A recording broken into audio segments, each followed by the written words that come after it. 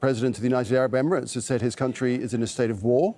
He made the comments while visiting a hospital treating some of those injured in Iranian attacks. We are at war. I promise that we will perform our duty because it's our obligation and we must do this to protect them, protect our people and our country. The other thing I would like to say is a message to the enemy of the UAE. The UAE is beautiful. It is a role model. However, don't let this deceive you. The UAE has thick skin and it is hard to chew. We will not be eaten. Let's get the very latest from Victoria Gatenby, who's here in Doha observing events from there. So, Victoria, attacks indeed have been continuing across the Gulf.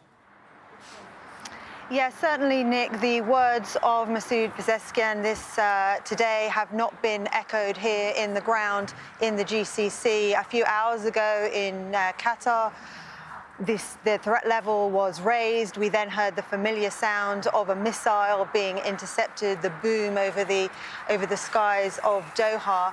That threat level was then reduced, but then about 10, 15 minutes later, it was raised again. It has been quiet over the past few hours. There have been a few military aircraft, a few Apache helicopters circling the airspace in Doha, patrolling that airspace. But there have been a wave, really, of attacks across this region. The UAE has been subjected to missile and drone attacks. The Ministry of Defense saying its defense systems have shot down numerous missiles, and its air defense systems, its fighter jets, have intercepted numerous drones. The Dubai government, as you have been saying, have also said that some debris from an intercepted either missile or drone, it hasn't been specified, hit the facade of a tower building in Dubai Marina. Now, anybody who's been to Dubai will know that that is a heavily populated area, but thankfully the Dubai Communications Office are reporting no injuries. In Bahrain, they've also been subject to a number of attacks, not least at a US naval base.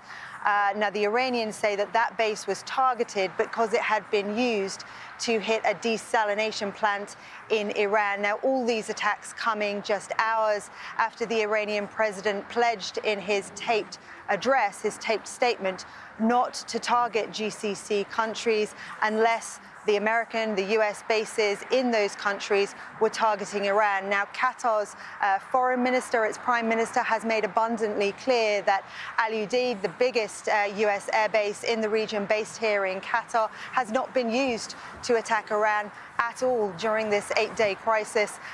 But nonetheless, missiles have come into this region once again. So there does seem to be a disconnect between what's happening here on the ground and those words that the Iranian president spoke just hours ago. OK, that's a picture in the Gulf. Thanks, Victoria.